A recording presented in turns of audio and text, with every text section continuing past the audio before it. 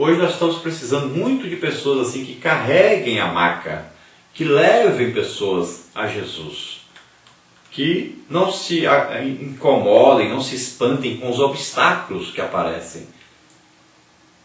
Pessoas que ajudam aos necessitados, mas que não se importam com as palavras das pessoas, com a arrogância das pessoas, com a perseguição das pessoas, com as dificuldades que aparecem. Pessoas que consigam vencer as barreiras e passem a ajudar realmente os necessitados. Então veja bem que as pessoas queriam impedir o pobre de chegar até Jesus. O mendigo gritava, e até os discípulos de Jesus queriam impedir. Não, o pobre vai atrapalhar, vem só pedir esmola, vem só atrapalhar, nós estamos com pressa, nós temos que fazer. Se estivessem dizendo para ele, além de pobre, você não se enxerga? Será possível? Você acha mesmo que o mestre vai prestar atenção em você? Então muitas pessoas fazem isso. Impedem as pessoas de chegar onde eles vão ser auxiliados, ajudados. Impedem as pessoas até de receber a salvação, porque a pessoa quer procurar por Deus, quer ler a Bíblia, quer ir à igreja, e as pessoas estão impedindo essas pessoas. Quantos pais são responsáveis pelos seus filhos não terem sido salvos? Quantas famílias foram destruídas por causa de um marido ignorante que não deixou sua esposa ir para a igreja, não apoiou seus filhos ir para a igreja e a família hoje está destruída? Quantos filhos atrapalharam seus pais mais idosos a serem salvos, a conhecerem a palavra de Deus? Impediram essas pessoas de ir para a igreja? E assim aqueles discípulos de Jesus estavam fazendo. E também o povo que estava em volta, impedindo aquele pobre, aquele mendigo de chegar até Jesus. Mas você que está em pé, olhe, não caia, cuidado. Você está atrapalhando as pessoas aí a Deus, cuidado. Um dia você pode estar muito necessitado de chegar-se para Deus. Não impeça as pessoas de chegar-se a Deus. Então aquelas pessoas não sabiam que uma das principais obras que Jesus veio fazer na terra, exatamente, era ajudar os pobres, era solucionar o problema dos pobres, dos doentes, dos enfermos, dos endemoniados, dos cativos e oprimidos pelo diabo. E Jesus, então, além de ter o encontro com aquele mendigo, ele também solucionou o problema dele. E a cegueira acabou. E ali todos ficaram admirados com o poder de Deus, o milagre de Deus na vida daquele homem. No Salmo 16, 7, a palavra de Deus diz que Deus não vê a aparência exterior. Deus vê o coração, ou seja, Deus vê o interior da pessoa. Deus não está preocupado com a posição financeira ou social da pessoa. Mas Deus olha dentro da pessoa. O desejo que ele tem de conhecer a Deus, de fazer alguma coisa para Deus, de ser útil ao reino de Deus. Em Deuteronômio 10, 17 nós vemos aí, pois o Senhor vosso Deus é o Deus dos deuses, o Senhor dos senhores, o Deus grande, poderoso e terrível, que não faz acepção de pessoas, nem aceita recompensas. Em Atos 10, 34 diz, e abrindo Pedro a boca disse, reconheço por verdade que Deus não faz acepção de pessoas. Então Deus sempre determinou um tratamento igualitário. Equidade quer dizer todos com a mesma distância, né?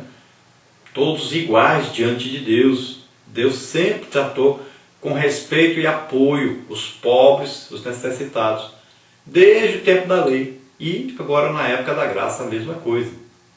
Veja aí Levíticos 19, 9 a 10, diz, quando também cegares a cega da vossa terra, o canto do seu campo não cegarás totalmente, nem as espigas caídas colherás da tua cega. Semelhantemente não rabiscarás a tua vinha, nem colherás os bagos caídos da tua vinha, deixá-los-ás ao pobre e ao estrangeiro. Eu sou o Senhor vosso Deus. Então veja bem que é alguém que planta, ele quer aproveitar toda a produção ali que resultou da sua plantação. Quem trabalha quer aproveitar todo o salário, gastar tudo. Então Deus ensina que nós devemos deixar uma parte para ajudar aos necessitados. Eu sei que custou alguma coisa para você para ganhar o que você ganhou. E agora você quer gastar tudo. Mas Deus ensina que você sempre deve deixar uma parte para ajudar aos necessitados. Então na própria plantação, as pessoas deixavam ali aqueles cantos, né, da colheita. Ao invés de passar alguém pegando aquilo ali, era então instruído que se deixasse para que as pessoas pobres passassem ali e recolhessem. Você vê um exemplo bem claro disso lá no livro de Ruth, onde ela vai colher ali, né, os restos ali da colheita do seu futuro esposo, né, o Boaz. Boaz, que foi um ascendente de Jesus. Veja lá Ruth, capítulo 2, versículo 1 ao versículo 7, e veja Mateus 1, 5. E nós vamos ver agora um exemplo também do ensino de Deus sobre o escravo. Ele trabalhava por um período, e quando entrasse o 7º ano, ele ficaria liberto. Então ele quando tinha problemas financeiros, às vezes ali uma chuva exagerada, o sol exagerado, o frio exagerado, ele perdia sua colheita, ou os grãos que ele plantou não estavam bons, então alguma coisa aconteceu e a sua colheita não foi suficiente, ele empobreceu, então ele ia trabalhar para os outros como escravo. Poderia trabalhar na terra de outros ou trabalhar na sua própria terra, só que quem daria semente seria outra pessoa que tivesse uma condição financeira melhor, que desse semente. Então ele ficaria como escravo, ele e a sua família, por um período. Então, no 7º ano, essa pessoa ficaria livre.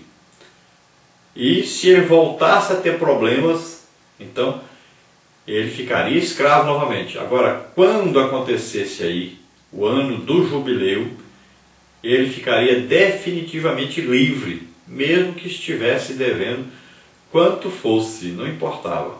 Ele ficaria totalmente livre da escravidão, ele e sua família. Vamos ver em Deuteronômio 15, de 1 a 23. Vamos ver em Deuteronômio 15 um exemplo disso. Somente para que entre ti não haja pobre, pois o Senhor abundantemente te abençoará na terra que o Senhor teu Deus te dará por herança para possuí-la. Então isso é uma providência de Deus.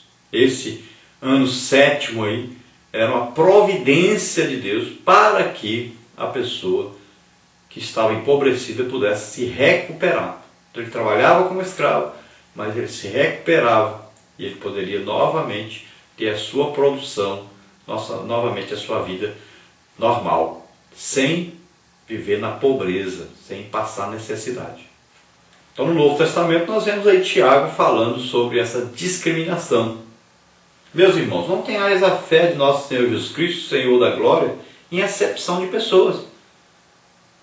Também vemos aí, porque se no vosso ajuntamento entrar algum homem com anel de ouro no dedo, com vestidos preciosos, e entrar também algum pobre com sórdido vestido, e atentares para o que traz vestido precioso, e lhe disserdes, assenta-te tu aqui no lugar de honra, e disserdes ao pobre, tu ficas ali em pé, ou assenta-te abaixo do meu estrado, porventura não fizesse distinção entre vós mesmos, e não vos fizesse juízes de maus pensamentos? Ouvi, meus amados irmãos, porventura não escolheu Deus aos pobres deste mundo para serem ricos na fé, e herdeiros do reino que prometeu aos que o amam? Então isso aí está em Tiago 2, de 1 a 5. Então a Bíblia não está ensinando que vamos acabar com os pobres, né? Não vai ter mais pobre no mundo. Vai sempre existir pobre, Jesus disse isso. Agora, nós temos que ajudar a fazer tudo para acabar com a pobreza. Não tem mais pobreza no mundo.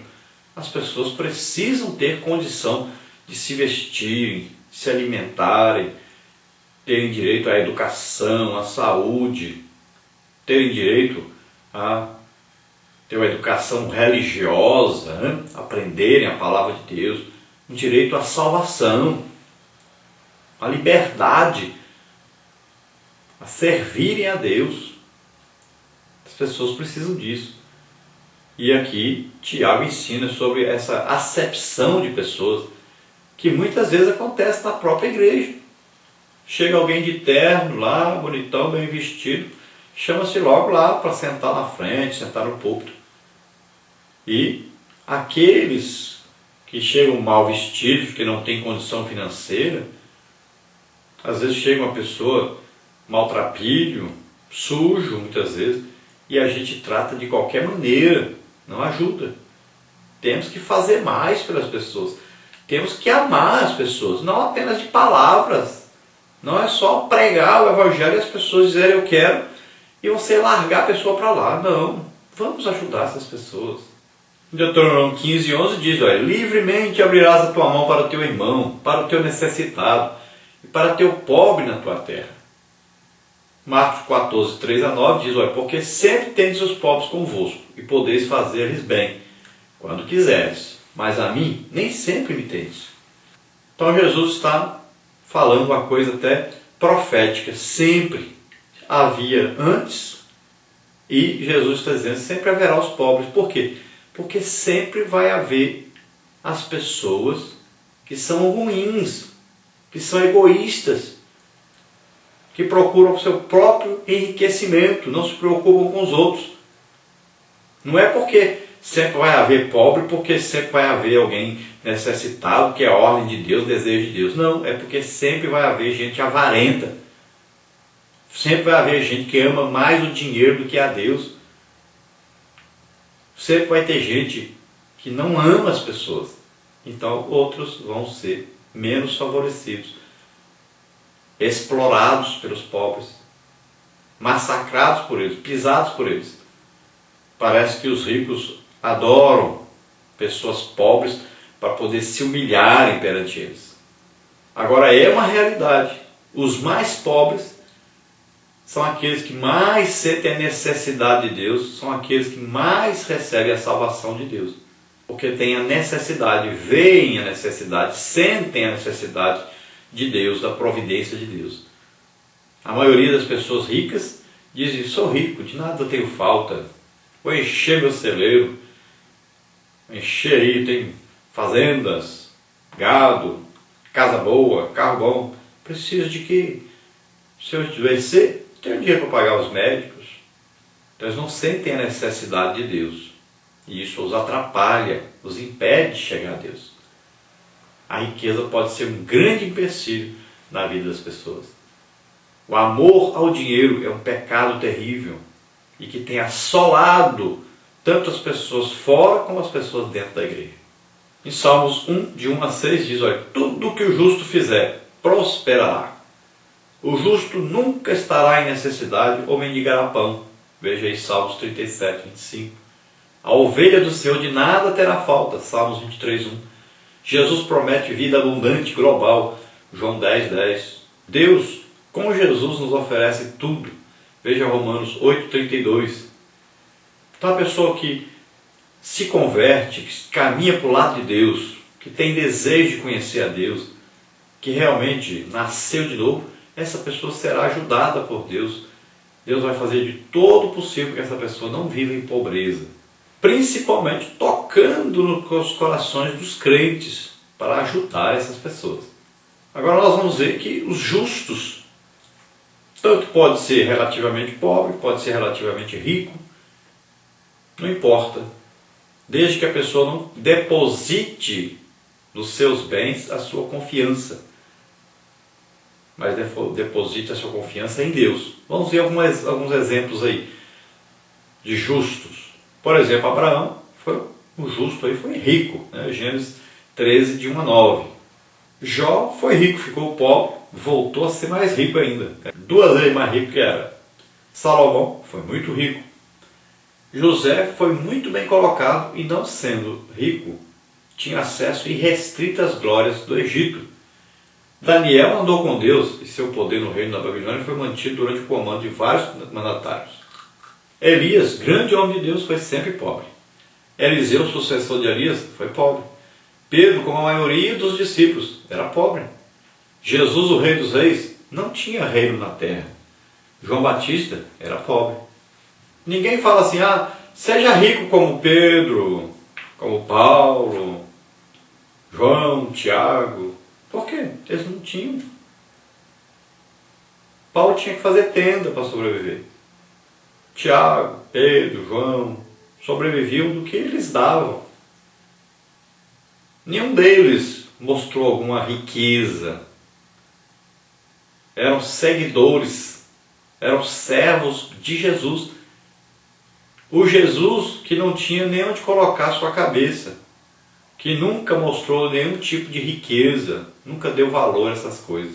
Eu não sei por que as pessoas ficam cegas, vão buscar sempre no Antigo Testamento alguma coisa para apoiarem as suas doutrinas.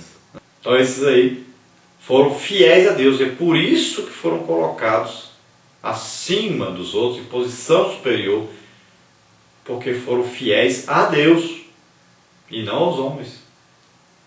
Não amaram mais o dinheiro do que a Deus.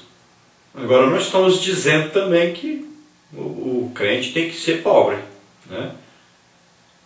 Agora, nós vamos ver pela palavra de Deus e por homem sábio como Salomão, que o ideal não é ser rico e nem ser pobre, é ficar ali equilibrado, né? E sempre com o coração em Deus.